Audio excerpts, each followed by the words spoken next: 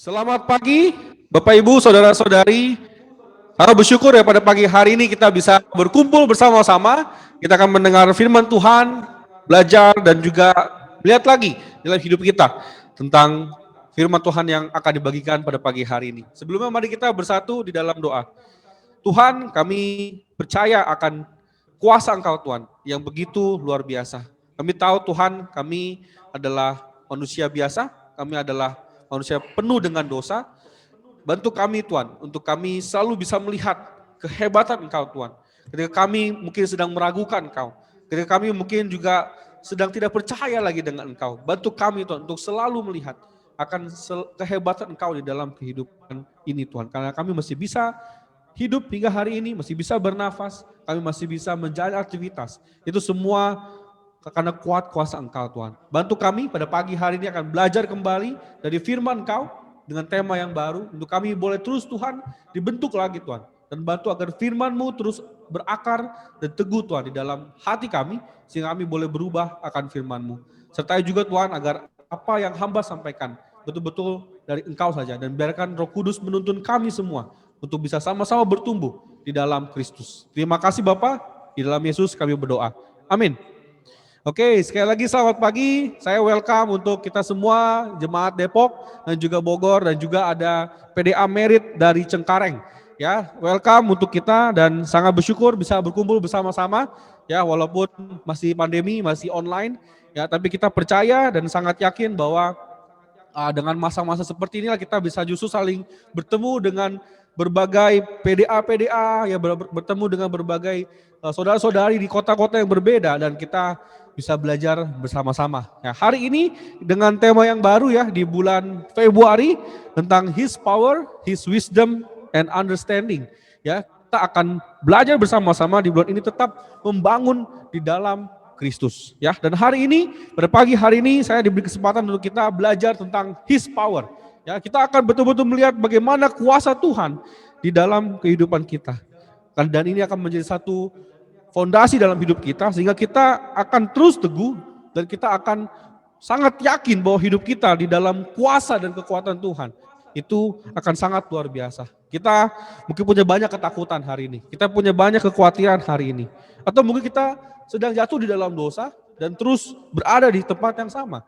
Kita perlu belajar lagi bagaimana firman Tuhan mampu menguatkan dan bahkan mengubahkan hidup kita. Hari ini kita akan belajar dari buku Yeremia ya, ini akan menjadi tema kita di bulan ini dan saat teduh juga dari Jemaat Depok dan Bogor dari buku Yeremia. Ini buku yang sangat menarik, buku yang bagi saya pribadi sangat personal ya dan hebat sekali Tuhan memberi pesan kepada Yeremia ya untuk bisa mengembalikan hati dari bangsa Israel di daerah selatan itu di Yehuda. Walaupun kita tahu bahwa selama 40 tahun dia berkhotbah, dia menyampaikan pesan Tuhan tetapi tidak didengar. Tetapi pesan terus diberitakan ya, dan kuasa Tuhan, kehebatan Tuhan terus dinyatakan. Tidak berhenti Tuhan untuk bisa membuka mata bangsa Yehuda ini untuk bisa kembali ke tangan Tuhan. Dan kita melihat dari buku Yeremia ini, dia adalah nabi yang lahir dari 5 raja, dari 7 raja dan 5 terakhir itu adalah tempat di mana dia menyampaikan atau bahkan juga menjadi pesan dari Tuhan, menjadi nabinya Tuhan. Ya, dia lahir dari Manasye, Raja Amon, Yosia, Yoahas, Yoyakin, Zedekiah. Ini ada raja jahatnya, ada raja baiknya, ya, tetapi sekali lagi tetap firman Tuhan tetap disampaikan dan bahkan Tuhan terus baik di setiap zaman ya, maupun raja jahat, ada raja baik, tetapi Tuhan terus memberikan semua kebaikan kepada bangsa Israel. Dan melalui Nabi Yeremia di 5 raja terakhir, dia mulai announce diri dia, dan terutama di raja-raja paling terakhir di Yoyakin, Zedekiah, dia mulai menyampaikan pesan dari Tuhan. Dan kita percaya bahwa ini adalah satu pesan yang akan membantu kita melihat kehebatan Tuhan, ya, kuasa Tuhan di dalam kehidupan kita. Kita tahu bahwa Nabi Yeremia gak gampang tugasnya, ya. Nabi Yeremia dia harus memberitakan kepada bangsa Yehuda, bukan bangsa yang kalau kita di dalam grup ya ini semangat sekali, kemudian wah siap memberi diri untuk Tuhan, siap berkorban untuk Tuhan, siap melakukan pelayanan apapun dan bahkan mau menyangkal diri, memikul salib dan seterusnya. Ini adalah bangsa yang sedang terjebak di dalam kehidupan pribadi di dalam Baal, berhala. Bahkan mereka juga terjebak dengan satu favoritisme kepada raja. Mereka lebih percaya kepada raja daripada Tuhan. Tapi paling viral di buku Yeremia yang membuat kesal Tuhan adalah bagaimana bangsa ini malah menyembah berhala. Ini beberapa contoh gambar yang kita bisa lihat ketika mereka menyembah berhala, yang mereka sembah adalah ketika berhala ini adalah buatan manusia itu sendiri, ya, dan bahkan tidak membawa apa-apa kepada kehidupan mereka. Bahkan di foto yang di kanan mereka harus bahkan menyembah atau bahkan mempersembahkan anaknya sendiri, lihat ya masih bayi, dikasih hanya untuk bisa kasih kepada Baal ini, ya. Yang kita tahu hasilnya tidak membawa apa-apa. Tapi ini yang terjadi bangsa Yehuda saat itu. Mereka sedang terjebak di sana, mereka ikut di sana, bahkan gaya hidup mereka berubah. Kita bisa lihat dari buku Yeremia, dari orang yang dipercaya oleh Tuhan, menjadi bangsa pilihan, bangsa kesayangan, menjadi jahat dan bahkan membuat hati Tuhan menjadi sedih. Inilah kondisi yang harus Yeremia katakan. Kondisi yang gak mudah, kondisi yang kalau kita mungkin jadi PDA leader atau PDG leader, kita mungkin udah malas ya, atau kita udah, aduh ini gak mungkin bisa berubah, ini gak mungkin bisa ada sesuatu yang terjadi karena mereka sedang menyembah berhala dan Allah-Allah lain yang dalam hidup mereka, mereka fokus, mereka percaya dan mereka menjadi budaknya. Ini satu hal yang tidak mudah, suatu hal yang kita bisa lihat bahwa kondisi seperti ini Yeremia harus katakan tetap kebenaran. Ini contoh di Yeremia 7 ayat 18 dikatakan, anak-anak memungut kayu bakar, bapak-bapak menyalakan api dan perempuan meremas adonan untuk membuat penganan persembahan bagi ratu sorga. Dan orang-orang mempersembahkan korban curahan kepada Allah lain dengan maksud menyakiti hatiku. Mereka lebih percaya kekuatan Tuhan, Allah-Allah lain yang dia sembah melalui ratu sorga, ada berhala satu, berhala dua, banyak berhala yang terjadi di sana. Dan mereka dari mulai anak-anak, bapak-bapak, dan bahkan ibu-ibu, semua melakukan aktivitas untuk mempersembahkan sesuatu kepada Allah lain atau Baal. Bisa bayangkan gak kalau kita lihat bahwa semua kekuatan, semua kuasa mereka percaya, padahal ini hanyalah buatan manusia. Bahkan dikatakan lagi di Yeremia 7 ayat 30, sungguh orang Yehuda telah melakukan apa yang jahat di mataku, demikianlah firman Tuhan, telah menempatkan dewa-dewa mereka. Ya, ini bukan hanya satu tapi banyak ya yang mereka ikuti, yang menjijikan di rumah yang atasnya namaku diserukan. Bahkan rumah Tuhan pun dipakai oleh Baal-Baal ini atau Allah lain ini untuk tempat-tempat yang mereka pakai untuk berhala. Mereka menajiskan itu, ya. Dan bahkan ini dilakukan oleh siapa aja? Oleh nabi, oleh imam, bahkan juga di-approve oleh raja-raja zaman itu. Kita lihat bahwa ini adalah kondisi dari bangsa Yehuda. Kalau kita jadi Tuhan, mungkin kita akan berkata, ya udahlah ini dibasmi aja, udah pas dibasmi, ya. Tetapi kita akan melihat hati Tuhan dan kuasa Tuhan ada di dalam bangsa ini. Di Yeremia 7 ayat 23 dibilang, hanya yang berikut inilah yang telah kuperintahkan kepada mereka. Tuhan hanya mau satu hal untuk bangsa ini. Dengarkanlah suaraku, maka aku akan menjadi Allahmu dan kamu akan menjadi umatku. Dan ikutilah seluruh jalan yang kuperintahkan kepadamu supaya kamu berbahagia. Tuhan ingin bangsa Yehuda ini mendengar suara Tuhan lagi, bukan mengikuti Baal-Baal, bukan mempersembahkan sesuatu untuk Allah lain. Supaya apa? Semua untuk kebaikan, supaya bahagia bangsa Yehuda. Tetapi hal ini tidak diindahkan oleh bangsa Israel. Ini justru malah menjadi satu feedback yang sia-sia. Tuhan udah kasih sesuatu yang luar biasa, yang terbaik, tetapi bangsa Israel tidak menyambutnya. Dan kita pada pagi hari ini akan belajar, apakah kita mau seperti bangsa ini? Apakah kita masih juga punya sikap seperti bangsa ini? Saya berharap kita tidak seperti ini, ya. Dan kita akan belajar dari buku Yeremia ini bagaimana His power, kuasa Tuhan, kekuatan Tuhan yang akan terjadi di dalam kehidupan kita. Apa ini maksud tentang His power, tentang kekuatan Tuhan? Apakah kita melihat kekuatan Tuhan seperti hari ini seperti biasa-biasa saja? Atau kita melihat bahwa kehebatannya di dalam hidup kita masih bisa bernafas seperti saya doa. Kita masih bisa punya pekerjaan hari ini. Bahkan di tengah COVID kita masih sehat. Apa kita masih melihat bahwa ini adalah kekuatan Tuhan? Atau kita sedang merasa, biasa aja, saya sehat karena saya makannya teratur, betul, amin. Tapi percaya gak bahwa ada kekuatan Tuhan di sana? Ada kuasa Tuhan di sana yang menjaga hidup kita. Hari ini kita akan melihat tentang kuasa Tuhan di dalam hidup kita. Amin. Mari kita buka Alkitab kita kembali di Yeremia 10 ayat 11 sampai 12. Dikatakan seperti ini. Beginilah harus kamu katakan kepada mereka, para Allah yang tidak menjadikan langit dan bumi akan lenyap dari bumi dan dari kolong langit ini. Tuhanlah menjadikan bumi dan kekuatannya, yang menegakkan dunia dengan kebijaksanaannya, dan yang membentangkan langit dengan akal budinya. Wow, kita lihat bahwa inilah Tuhan yang seharusnya disembah oleh bangsa Israel. Tetapi yang mereka sembah adalah Allah yang tidak menjadikan apa-apa. Allah yang justru malah yang meminta bangsa ini mempersembahkan anaknya, yang mempersembahkan hasil ladangnya. Semua dikasih tetapi tidak dapat apa-apa. Yang mereka dapatkan hanyalah kepuasan pribadi. Hanya untuk menyenangkan pribadi dan untuk menjauh daripada Allah yang sesungguhnya, Tuhan yang sesungguhnya.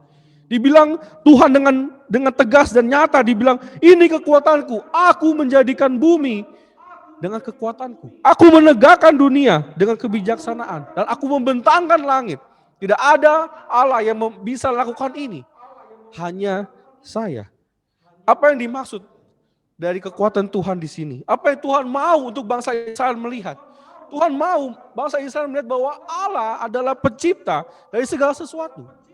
Ini sangat penting. Kenapa kita melihat bahwa Allah adalah pencipta dari segala sesuatu? Supaya bangsa ini melihat bahwa aku loh yang menciptakan kamu. Aku yang punya the better plan.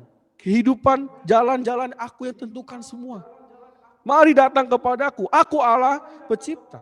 Tuhan mau deklarasikan itu karena mereka sedang salah mengambil langkah. Mereka sedang terjebak di dalam kekuatan yang salah, kekuasaan yang salah, kekuasaan Allah lain yang sebenarnya itu buatan mereka sendiri. Bahkan raja-raja atau bahkan nabi, imam yang tidak mengikuti sesuai perintah Tuhan. Tuhan mau dengan kekuatannya bangsa ini melihat, aku loh Allah pencipta kamu. Ya. Allah yang membuat kamu sampai saat ini. Aku yang mengeluarkan kamu dari Mesir. Aku yang menjaga kamu dengan tiang awan dan tiang api. Aku yang menciptakan segala sesuatu langkah untuk kamu bisa menang melawan segala raja-raja, melawan segala suku. Dan kamu menang dan kamu bisa sampai hari ini masuk tanah perjanjian. Bahkan punya banyak hal yang bisa dinikmati. Itu karena aku, Tuhan. Ya, Allah pencipta. Bukan karena berhala yang bentuknya tadi ada kerbau, bentuknya mungkin hewan-hewan, bukan itu. Tetapi aku, Allah. Itu yang Tuhan sedang mau deklarasikan di dalam kehidupan bangsa Israel atau Yehuda. So hari ini pertanyaannya kepada kita adalah apa Allah lain yang kita jadikan berhala di dalam hidup kita. Kita bisa percaya hari ini tentang Tuhan, tetapi kalau masih ada Allah lain, kita masih menciptakan Allah lain dalam diri kita, maka kekuatan Tuhan, ya, powernya Tuhan itu akan sia-sia. Dan kita akan terus melihat bahwa ya kita punya otoritas dalam hidup kita dan kita nggak perlu Tuhan. Di sini saya mau katakan bahwa kita perlu sekali Tuhan. Kenapa? Karena Allah yang menciptakan kita. Kita nggak mau terjebak seperti Bangsa Yehuda ini, mereka tidak percaya pada Tuhan, mereka mempermainkan Tuhan, mereka tidak lagi melihat bahwa plan atau rancangan dari Tuhan itulah yang terbaik, dan mereka lebih memilih berhala dan hidup jahat di mata Tuhan. Apakah hidup ini yang kita sedang mau ambil? Ya, ini yang menarik dari kata-kata Tuhan tentang Dia menciptakan bumi dan isinya. Ya, ini tidak muncul hanya sekali. Ya, di Yeremia 10 tadi kita udah baca bahwa Tuhan menjadikan bumi dan kekuatannya. Ternyata ini ada dituliskan 4 kali. Ya, di Yeremia 10:12 itu sebelum pembuangan, Yeremia 27:5 itu menuju pembuangan, Yeremia 32:17 lagi di pembuangan, bahkan Yeremia 51 ayat 15 itu setelah pembuangan, itu hukuman untuk kerajaan Babel. Ya, yang saya mau bilang adalah di sini bahwa kenapa dibilang sampai 4 kali sebelum dan bahkan sesudah. Tuhan mau katakan bahwa ada menyadarkan bangsa Israel ya bahwa akulah Tuhan, bukan yang lain. Aku yang menciptakan kamu. Aku mau jaga kamu. Aku mau supaya kamu sadar bahwa I am God. Saya adalah Tuhan. Ya, yang menciptakan kamu, yang membuat kamu ada sampai hari ini, bukan Allah itu. Kebayang ya? Waktu saya baca ini, hebatnya Tuhan, kasihnya Tuhan, itu begitu nyata. Makanya buku Yeremia itu adalah seperti surat cintanya Tuhan. Tapi juga memunculkan kekuatan. Supaya apa? Bangsa Israel jangan dimiliki sama berhala-berhala itu. Bayangkan loh, dari sebelum menuju di pembuangan, bahkan setelah Tuhan katakan yang sama, hei sadar, akulah yang menjadikan bumi dengan kekuatanku. Allah itu menggunakan apa kekuatannya? Gak ada. Itu hanya sia-sia. Ya, lembu-lembu itu yang kamu buat itu hanya dekorasi, hanya palsu, tidak menjadikan apa-apa, tidak membuat apa-apa. Ini yang Yeremia sedang pesankan melalui pesan Tuhan melalui Yeremia kepada bangsa Yehuda ini. Supaya apa? Mereka betul-betul melihat bahwa akulah Tuhan yang menciptakan kamu. Bukan Allah itu. Allah itu tidak mengeluarkan kamu dari Mesir. Allah itu tidak membawa kamu kemana-mana. Justru membawa malapetaka. Anak-anak dikorbankan, ya, istri segala macam juga akhirnya dijual untuk hidup seks.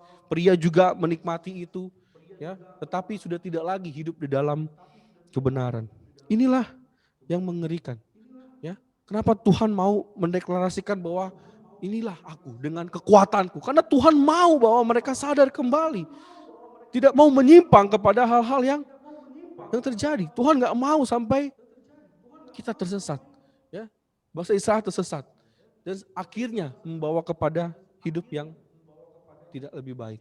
Ya, inilah yang menjadi fokus di buku Yeremia 10, ya, yang dibilang bahwa akulah pencipta. Kenapa? Karena Allah lain ini yang mereka lakukan.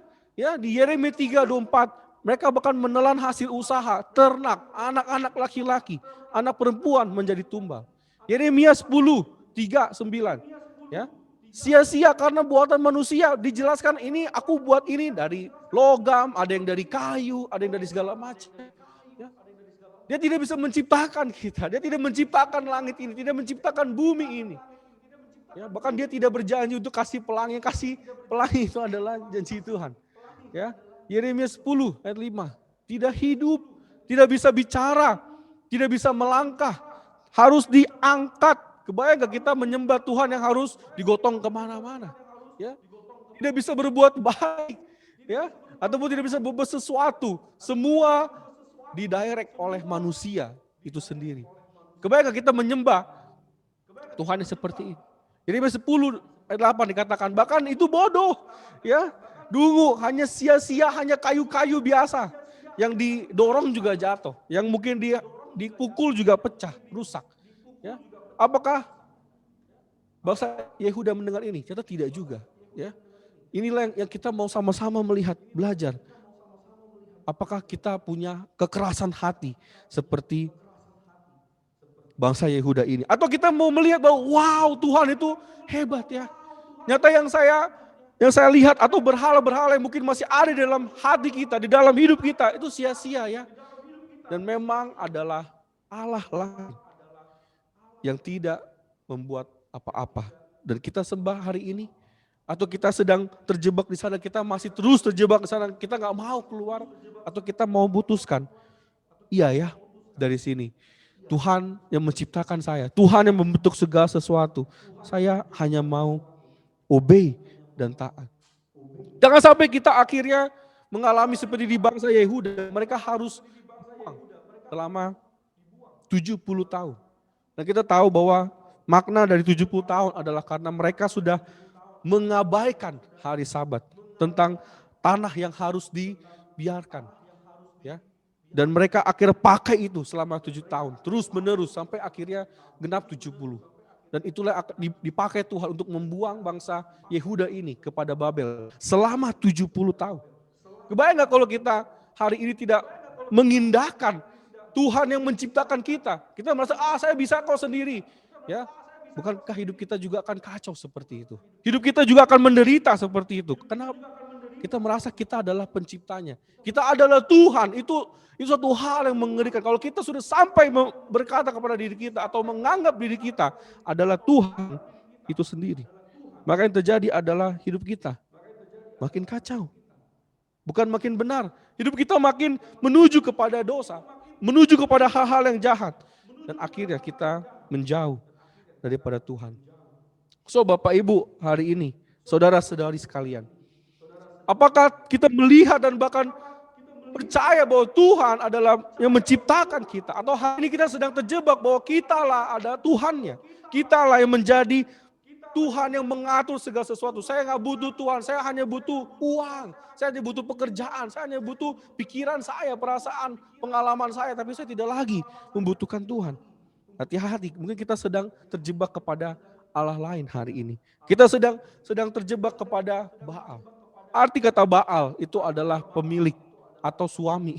Ya, kenapa Tuhan sampai cemburu? Karena nggak mau sampai dimiliki bangsa Israel atau bahkan kita tidak mau dimiliki oleh Baal yang lain atau Allah lain. Karena kita tahu bahwa Allah lain ketika sudah memiliki bukan memberikan tadi ya kebaikan. Ya kita sudah baca di sini di Yeremia 3:10, bahkan dari awal sampai akhir kita melihat bahwa Baal atau berhala tidak membawa kepada kebaikan, tetapi malah petaka.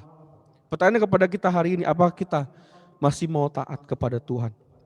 Apakah kita masih mau obey sama Tuhan? Kita percaya kepada Tuhan. Kenapa? Karena Tuhan mau menunjukkan kekuatannya supaya kita kembali melihat, supaya kita sadar bahwa kita adalah milik Tuhan. Kita mau berserah terus taat kepada Tuhan sampai kita mati. Bukan taat karena ketika Tuhan lagi tenar di dalam hati kita, ketika kita lagi berjaya mungkin di dalam keuangan, kita berjaya lagi di dalam kekuasaan, kita mulai lupa dengan Tuhan. Dan kita mulai menyimpang dari kebenaran itu. Apa yang membuat kita sulit taat hari ini? Apakah karena kita menjadi Tuhan hari ini? Contoh simpel, saya lagi malas saat teduh, saya lagi malas berdoa, saya malas untuk pembimbingan, saya malas untuk confess dosa, saya gak mau taat lagi. Atau bahkan saya lagi bosan, udahlah, saya gak mau lagi. Pertanyaannya adalah, bukan tentang kita nggak mau lakukan, jangan-jangan kita sedang menjadi Tuhannya sehingga kita nggak mau dibentuk, kita nggak mau lagi menerima pengajaran, kita nggak mau lagi menerima sesuatu yang dari firman Tuhan. Atau ketika firman Tuhan dibukakan, kita merasa kita sudah tahu kok, kita sudah bisa. Jangan-jangan kita sedang menjadi Tuhan hari ini. Kita tanpa kita sadari, mungkin kita tidak membuat dari kayu-kayu atau logam-logam, lembu, berhala, atau patung-patung. Tapi mungkin berhalanya adalah diri kita sendiri. Dengan perasaan kita lebih percaya perasaan kita daripada firman Tuhan. Kita lebih percaya pikiran kita daripada firman Tuhan. Berarti tanpa kita sadari, kitalah Allah itu. Kitalah Baal itu. Yang seolah-olah kita mau memiliki, tetapi salah di dalam langkah kita. Bapak Ibu, saudara-saudari, apakah kita masih mau taat kepada firman Tuhan? Bukan taat karena disuruh ya. Kita taat, oke bro kamu PDG ya, atau kita hari ini ibadah ya. Bukan karena ya saya diminta pembimbing. Saya diminta grup saya diminta oleh orang-orang yang dikasihi, atau mungkin ada kita pasangan suami istri. Suami disuruh kita beribadah, istri suruh kita beribadah. Bukan karena itu kita taat, karena kita percaya bahwa Tuhan yang menciptakan kita. Tuhan yang menggerakkan kita, Tuhan yang mengatur segala ini. Dan kita mau obey sama Tuhan yang ini. Bukan kepada diri kita. Kita taat bukan karena perintah. Kita bukan taat karena paksaan. Tapi kita taat karena kita percaya ada Tuhan yang menciptakan kita. Ada Tuhan yang melihat kita. Ada Tuhan yang mau kita hidup lebih baik. Tuhan yang menyayangi kita. Ya, bangsa Israel dibuat sedemikian rupa. Ya, dengan segala hal yang sudah dikatakan oleh Yeremia dari awal sampai akhirnya dibuang dan seterusnya. Tidak mau dengar. Padahal itu adalah hatinya Tuhan. Itu kasihnya Tuhan.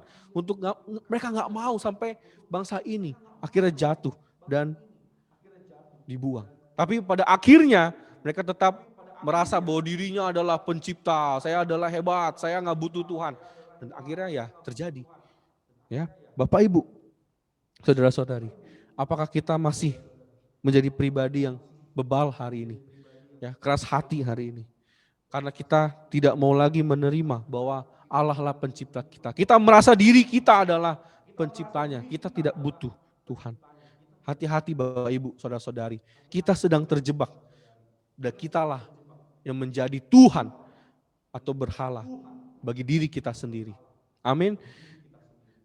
Poin yang kedua yang saya mau bagikan tentang kekuatan Tuhan, tentang kuasa Tuhan. Di Yeremia 16 ayat 20-21. Dapatkah manusia membuat Allah bagi diri sendiri? Yang demikian bukan Allah. Kita sudah tahu itu. Sebab itu ketahuilah, aku mau memberitahukan kepada mereka, sekali ini aku akan memberitahukan kepada mereka kekuasaanku dan keperkasaanku, supaya mereka tahu bahwa namaku Tuhan. Ya, I am the Lord. Ya, Tuhan sampai katakan seperti itu. Kenapa? Karena dia mau katakan kekuasaannya adalah dia yang menciptakan semua dan dia adalah penguasa di dalam hidup kita. Kita betul percaya bahwa dia adalah pencipta kita. Tapi kalau kita nggak percaya kuasanya, kita nggak obey dengan kuasanya, maka yang terjadi adalah kita juga yang akan menguasai hidup kita sendiri. Kita nggak mau firman Tuhan menguasai hidup kita. Allah penguasa, apa yang dimaksud dengan Allah penguasa? Dia katakan bahwa tadi ya, namaku adalah Tuhan. Ya, sampai segitunya Tuhan harus mendeklarasikan dirinya. Ini bukan tentang kesombongan, ini bukan tentang dia mau tenar, tapi dia mau menyadarkan bangsa Yehuda saat itu bahwa aku adalah Tuhan. Jangan main-main dengan aku. Jangan coba-coba dengan hal yang tidak benar. Jangan coba-coba dengan sesuatu yang jahat. Karena akulah penguasa. Siapapun yang congkak, siapapun yang bahkan mencoba untuk menjadi Tuhan, pasti akan habis oleh Tuhan. Kenapa? Karena dia nggak mau ada penguasa lain dan bangsa Israel yang disayangi nggak mau sampai jatuh kepada bangsa-bangsa atau bahkan raja-raja yang jahat. Inilah bukti bahwa Tuhan mau berkuasa di dalam kehidupan kita. Pertanyaan kepada kita hari ini adalah siapa yang berkuasa di dalam kehidupan kita hari ini? Kita lihat ya, ini porak-poranda. Ya, kita tahu ini kondisi yang kita nggak mau. Ya, kita nggak mau kondisi seperti ini, tapi apakah kita juga mau berubah hari ini? Ya, penguasa adalah Tuhan itu sendiri. Sudah ada buktinya.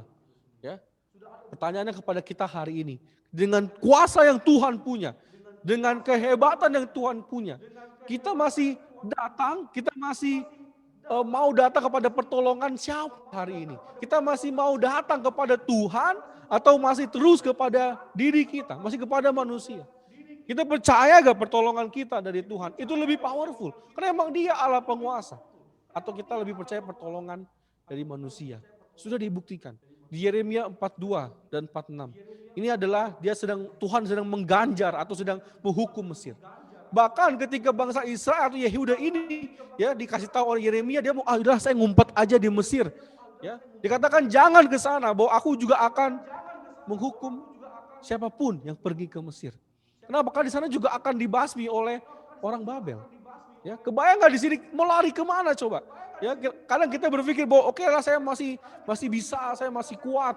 Ya, saya mau coba dengan cara saya sendiri. Ya, tapi Kita butuh Tuhan Bapak Ibu. Kita butuh pertolongan Tuhan. Kenapa? Karena Dia adalah penguasa di dalam kehidupan kita. Yeremia 42-46 menggambarkan tidak ada jalan lain. Tidak ada jalan keluar lain. Mereka mau coba, saya mau menyelinap ke Mesir. Mungkin di sana nggak ada perang. Karena kita tahu bangsa Mesir dengan Babel saat itu masih gedean Mesir. Tetapi kita tahu bahwa Tuhan memakai bangsa Babel ini untuk menyerang Mesir dan akhirnya kalah. Ya, tidak ada jalan kembali. Yeremia 47 juga Tuhan mengganjar orang Filistin. Ya, karena mereka congkak, mereka sombong. Yeremia 48 juga sama. Ada dewa Kamos di Moab. Juga dia diganjar oleh Tuhan. Ya, Yeremia 49 Bani Amon dengan dewa Milkomnya. Ada Edom, ada kota Damsyik yang kembali jahat. Dan suku-suku bangsa Arab, Elam, semua tidak ada yang berkutik. Bahkan di Elam dikatakan, aku menyerang inti kekuatannya. Gak ada lagi yang bisa merasa sombong atau congkak di hadapan Tuhan. Semua Tuhan sudah buktikan bahwa akulah penguasa dari semua bangsa ini. Kalau kamu lihat ini adalah bangsa yang saat itu adalah bangsa yang mentenarkan atau bahkan menyombongkan diri, atau bangsa yang memang saat itu yang membesar. Bangsa itu menguasai banyak daerah. Apalagi di Babel, Yeremia 50 dan 51. Dengan dewa Belnya bisa mengalahkan bangsa-bangsa yang lain. Tapi tidak dengan Tuhan. Mereka tidak bisa mengalahkan Tuhan karena memang Tuhanlah penguasanya. Karena memang Tuhanlah yang pegang kendali semua. Bukan dewa-dewa itu. Bukan bangsa-bangsa. Bukan raja-raja. Bukan manusia. Tetapi Tuhan. Pertanyaannya kepada kita hari ini. Ketika kita mungkin sedang bergumul. Ketika kita mungkin sedang mengalami kesulitan. Kita yang mungkin sedang jatuh dalam dosa. Pertolongan siapa yang kita cari? Pertolongan siapa yang kita akan datang pertama kali? Masih coba dengan cara kita? Masih coba dengan angkuhnya kita, dengan sombongnya kita? Atau kita mulai datang kepada Tuhan? Ketika kita ada persoalan, kita mungkin sedang kesulitan dalam keuangan. Ketika saudara-saudari atau mungkin pembimbing kita kasih nasihat kepada kita, ayo bro, kita baca firman. Atau mungkin diberitakan atau dikasih tahu tentang kebenaran firman Tuhan untuk mengubahkan karakter. Ya, apakah kita masih mau dengar? Atau kita malah berkata, ya solusinya bukan firman bro, solusinya uang. Betul, masalah keuangan, kita butuh uang. Tetapi kita sadar gak bahwa kita sedang dibantu untuk datang kepada pertolongan Tuhan. Untuk membentuk karakter kita, untuk membentuk hati kita. Boleh kita dapat uang. Boleh kita mungkin ketika ada masalah keuangan dapat uang. Tetapi kalau karakter tidak berubah, kita mau jadi apa? Contoh simple, saya punya penghasilan mungkin 1 juta. Tapi kalau saya orangnya boros, bukankah itu habis juga dalam sebulan? Yang lagi dibentuk adalah karakter kita. Ketika ada pembimbing kita atau mungkin saudara-saudari kita kasih tahu kebenaran firman Tuhan, kita masih mau terima gak? Atau kita mulai, basilah firman Tuhan mah gak bisa kasih saya uang. Betul, kalau kita baca firman gak tiba-tiba uang turun dari langit. Tapi itu mengubahkan karakter kita. Sehingga kita boleh punya keuangan yang lebih baik. Kita pengaturan keuangan yang lebih baik. Bukankah itu lebih menguntungkan daripada kita masih dengan pola yang lama, boros lah, atau kita masih suka jajan nggak jelas, kita punya tabungan yang nggak seberapa dan kita habiskan begitu saja. Apakah kita mau datang kepada Tuhan? Atau ketika kita punya masalah di keluarga, ya kita punya anak, kita mau anak saya berubah dong bro, anak saya mau ini udah malas, ini udah mulai membangkang, ini udah mulai nggak tahu. Lalu kemudian dikasih tahu firman Tuhan. Oke, mungkin anakmu perlu study Bible. Atau mungkin anakmu perlu dikasih tahu firman. Atau kita mungkin harus devo sebagai orang tua, bapak, ibu, dan anak, devo. Pertanyaannya kita terima itu enggak sebagai pertolongan. Atau kita merasa bahwa itu ngatur-ngatur aja, firman Tuhan ngapain sih? Dan kita coba terus dengan cara kita. Padahal kita sedang masalah mungkin anak kita. Bandel lah, malas. Tapi kita gak mau datang kepada Tuhan. Kita gak mau dibenarkan melalui firman Tuhan. Yang kita mau adalah coba dengan cara sendiri. Atau bahkan coba-coba dengan cara psikologi. Wah ini kayaknya begini anaknya malas, palanya agak miring atau gimana. Kayak diubah gini. Enggak. Firman Tuhan bisa. Ya, kita udah coba kok di anak-anak teens kita. Di anak kampus kita. Yang punya orang tua. Murid Yesus. Ya, ketika mereka belajar Alkitab. Ya, itu mengubahkan hidup mereka. Bahkan keluarga, satu keluarga diubahkan. Punya Devo setiap hari. Punya Devo bahkan juga setiap hari, setiap minggu mungkin ya. Kalau setiap hari mati juga ya setiap hari bikin Devo. Ya tapi boleh juga bikin Devo setiap hari. Ya setiap minggu ada Devo. Setiap ada masa anaknya memimpin Devo, bapaknya memimpin Devo. Ini akan menjadi satu keluarga yang luar biasa. Tetapi ketika firman diberitahu, apakah kita mau menerima itu sebagai pertolongan? Kita tahu bahwa Tuhanlah yang berkuasa. Ya, kita mau mengubahkan apa? Pekerjaan kita, bro, saya pekerjaan lagi sulit, ya, atau saya lagi nggak ada pekerjaan. Lalu kemudian kita dibimbing dengan firman Tuhan. Kita mau dengar nggak? Ya, saya bangga tadi dengan Nixon ya. Saya juga ikutin studinya Nixon. Ya, saya bangga kenapa? Karena dia betul-betul obey dengan firman Tuhan. Kalau kamu mau tanya tentang orang yang baik atau bahkan orang yang ramah, yang betul-betul sangat mau obey, itu adalah Nixon. Ayo Nixon, kita baca Alkitab, dia akan lakukan. Ayo Nixon, kita begini, kita lakukan perubahan, kita mau datang pada Tuhan, kita mau berdoa, dia akan lakukan. Itulah hati Nixon. Makanya nggak heran sekarang dia bisa dapat pekerjaan. Ya, dia bisa boleh punya pekerjaan yang dia alami sekarang. Walaupun sempat nganggur, mungkin sempat nggak ada pemasukan, tetapi dia terus bertekun. Ya, saya juga bangga Roni terus pastikan, yuk bro kita 1, 2, yuk ikut kita narik kita kemana, dia akan lakukan. Kenapa? Karena dia mau lihat bahwa Tuhanlah yang akan menolong dia. Yang berkuasa atas dia adalah Tuhan, bukan manusia. Ya, bahkan dia juga pernah tawarin, itu balik lagi ke Tangerang ya, untuk dapat pekerjaan, dapat gaji, dia tolak itu. Kenapa? Saya sangat suka jawabannya, karena di sana saya nggak dapat damai. Di sana saya nggak dapat seperti di sini. Saya nggak di take care. Saya nggak dibantu di sana. Dan akhirnya hidup saya juga akhirnya luntang-lantung. Dan betul aja, kalau dia mungkin ke Tangerang kemarin, kita nggak tahu, mungkin dia nggak sharing komuni mungkin hari ini. Mungkin nggak tahu kemana. Tapi kita bisa lihat bahwa ketika dia mau bergantung sama Tuhan, dia bukti masih hidup kok. Ya, kita mungkin berpikir, orang pengangguran dikasih firman dapat apa? Dia masih hidup, Nixon. Ya, bukti nyata masih hidup hingga sekarang. Bahkan sekarang udah dapat pekerjaan. Kenapa? Karena manusia? Atau karena tadi dibilang IKR Andika? Bukan. Itu karena Tuhan. Ya, itu karena Tuhan yang membantu dia untuk membukakan karakter dia, untuk membukakan pola pikir dia, untuk bisa dapat pekerjaan yang lebih baik. Amin, brother sister, Bapak Ibu. Tidak ada yang mustahil bagi Tuhan. Kalau kita datang kepada Tuhan dan kita percaya bahwa kuasa Tuhan itu jauh lebih luar biasa. Ini adalah Yeremia 17 yang kalau kita mungkin sudah sering pakai ini untuk quotes atau mungkin jadi pegangan dalam hidup kita. Simpelnya adalah Yeremia ini mau berkata, jangan kita menaruh pengharapan kepada manusia. Andalkan Tuhan lebih daripada manusia. Karena penguasa dari segala penguasa itu adalah Tuhan itu sendiri. So, 2 poin kita pada hari ini. Kekuatan Allah. Kenapa? Karena dia pencipta kita. Kita pakai kekuatan Allah. Kenapa? Karena dia penguasa di dalam hidup kita. Bukan karena kita hebat, bukan karena kita luar biasa, tapi karena Tuhan yang luar biasa. Bangsa Yehuda hancur karena mereka tetap mengandalkan diri sendiri. Mereka tidak mau dengar perintah Tuhan. Mereka tidak takjub, tidak tahu tentang kekuatan Tuhan. Padahal sudah diperlihatkan dari nenek moyang, bahkan hingga zaman mereka tidak ada yang kelaparan, tidak ada yang menderita. Bahkan juga ketika mereka mengalami sesuatu, Tuhan selalu tolong. Tetapi kekerasan hati mereka, dari kecintaan mereka kepada Baal, Allah lain, membuat mereka tidak bisa melihat bahwa Tuhanlah penciptanya. Akhirnya mereka melihat bahwa saya nih paling hebat, saya pencipta, saya Daniel manusia, saya bisa lakukan ini dan itu. Akhirnya gagal. Atau bahkan kita merasa diri kita penguasanya, kita nggak mau taat lagi pada Tuhan, kita nggak mau lagi meminta pertolongan dari Tuhan. Akhirnya mereka meminta pertolongan dari bangsa lain. Kebayang ya, bangsa Yehuda di detik-detik terakhir, dia hanya tinggal bilang, saya mau bertobat, saya mau kembali.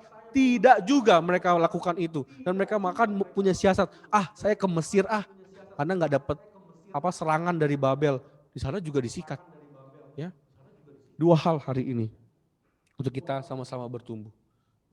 Yeremia 32:27, sesungguhnya akulah Tuhan, Allah segala makhluk. Adakah sesuatu apapun yang mustahil untukku?